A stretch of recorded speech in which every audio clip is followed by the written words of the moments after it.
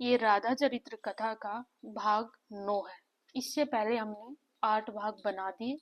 सभी से रिक्वेस्ट है मेरी, हर पार्ट में मैंने यही बात बोली है कि आप भाग 1 से ही श्री राधा चरित्र को सुने। भाग 1 से सुनने के लिए हम इसलिए बोलते हैं कि संपूर्ण श्री राधा चरित्र सुनने का आपको पुण्य तभी प्राप्त होगा जब आप भाग 1 से सुनेंगे। देखिए, कल के भाग में हमने बताया था कि कृष्ण भगवान को जब श्री राधा रानी से मिलना होता था तो वह कैसे मिल पाते थे। अच्छा, राधा रानी तो मिल लेती थी क्योंकि वह अपनी सखियों को भेज देती थी और सखियों को भेज करके सखिया दर्शन करके आती ठाकुर जी का, और वह श्री राधा रानी को आकर के अपने नेत्रों के द्वारा दर्शन करा देती थी। लेकिन जब कृष्ण भगवान को श्री राधा रानी से मिलना होता तब सखिया क्या करती थी। बताया जाता है जब श्याम सुंदर का भी मन होता था कि वो बरसाना जाए, श्री राधा रानी का दर्शन करके आए, उनसे मिलके आए, तो कृष्ण भगवान नहीं जा पाते थे, श्याम सुंदर नहीं जा पाते थे नंदगांव से बरसाना। लेकिन जो सखिया होती थी वो सखिया सेम वही परिक्रिया करती थी जो किशोर ठाकुर जी के संग की। मतलब एक सखी श्री राधा रानी के सामने जाएगी और राधा रानी जैसे भी अपना श्रृंगार कर रही होगी, जितना भी सुंदर श्री जी ने अपना श्रृंगार किया होगा, एक एक दृश्य को अपने नेत्रों में भरेगी वो सखी। और दूसरी सखी संग में खड़ी रहती थी। मतलब दो सखी रहती थी और दूसरी सखी जो होती थी वो उस सखी के पास में रहती थी। वो इसलिए रहती थी क्योंकि ये जो सखी जी है, अब जो सखी जी श्री राधा रानी का दर्शन कर रहे हैं कि अपने नेत्रों में वो काजल कैसे लगा रही है श्री राधा रानी, उनके आज बाल किस तरीके से बनाए हैं श्री किशोरी जी ने, क्या वस्त्र धारण किया है श्री किशोरी जी ने, वो सारी चीजें श्री जो सखी जी होती थी वो अपने नेत्रों में भरती थी। और वह देख करके अपनी आंखों को बंद कर लेती सखी, नेत्रों को बंद करती सखी, और दूसरी सखी या सखी को पकड़ लेती थी। और अब बरसाना से सीधा नंदगांव जाती थी ये सखी।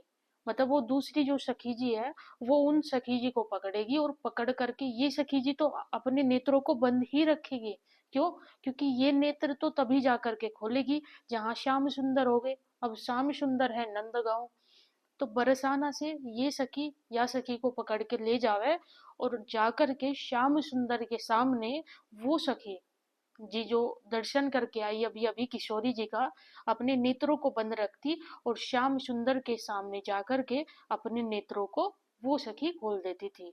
अब श्याम सुंदर जैसे ही सखी जी के नेत्रों को देखे, नेत्रों में देखते थे, तो उनको श्री किशोरी जी की छवि स्पष्ट दिखाई देती थी। उनका वह रूप, उनका वह रस, सब कुछ ठाकुर जी हूबहू वही फील कर पाते थे। जैसे प्रत्यक्ष रूप से ठाकुर जी जब किशोरी जी के सामने होते, जो आनंद बरस रहा होता, वही आनंद ये जो सखी जी है इनके नेत्रों से झलक जाता था।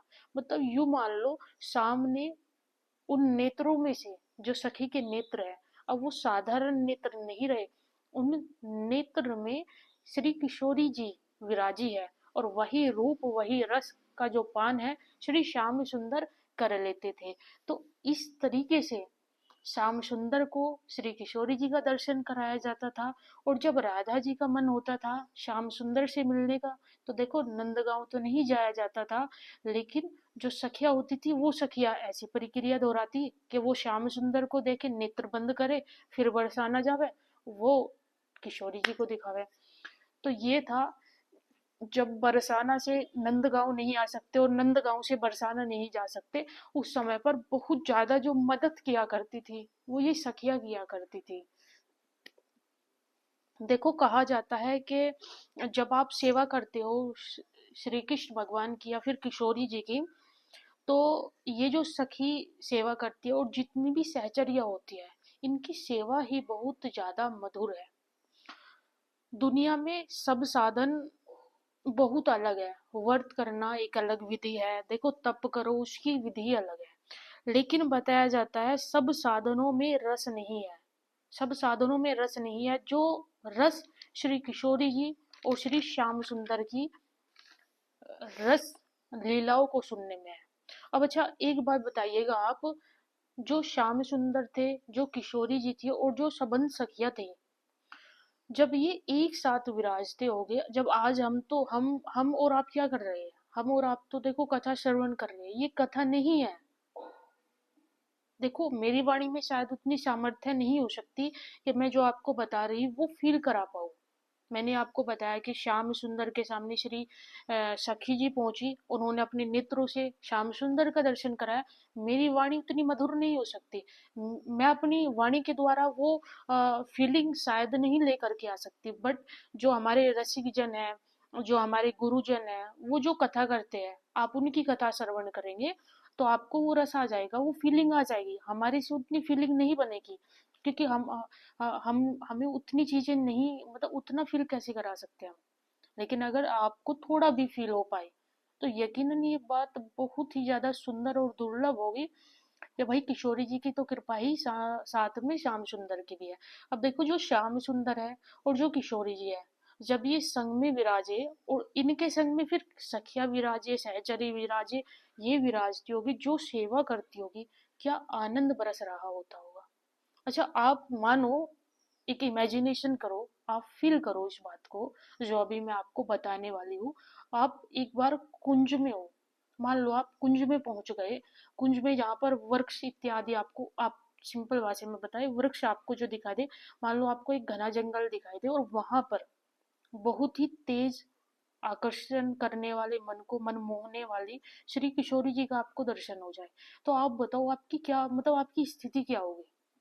मान लो एक घना जंगल है, सुंदर सा, बहुत सुंदर सा घना जंगल है, पेड़ पौधे वृक्ष है आसपास, इमेजिनेशन करो इस बात को आप, और उसी के बीच में, उसी के मध्य में श्री किशोरी जी है आपके सामने, बहुत ही सुशोभित, बहुत ही सुंदर नैन, बहुत ही सुंदर मुखमंडल श्री किशोरी जी का, जिसकी तुलना चंद्रमा से भी करना एक तरीके से बहुत अलग बात होगी, क्योंकि श्री किशोरी जी का मुखमंडल ही बहुत ज्यादा मधुर सौम्य, बहुत ही प्यारा है।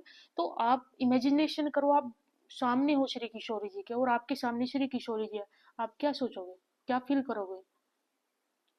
आई थिंक आप कुछ फील नहीं कर पाओगे, आपके पास शब्द नहीं होंगे। अब देखो ऐसी मान लो यहाँ पर किशोरी जी भी है, ठाकुर जी भी है, सखिया भी है, भाई क्या होगा अगर आप सामने हो, आप सामने से देखोगे, क्या आनंद बरस रहा होगा।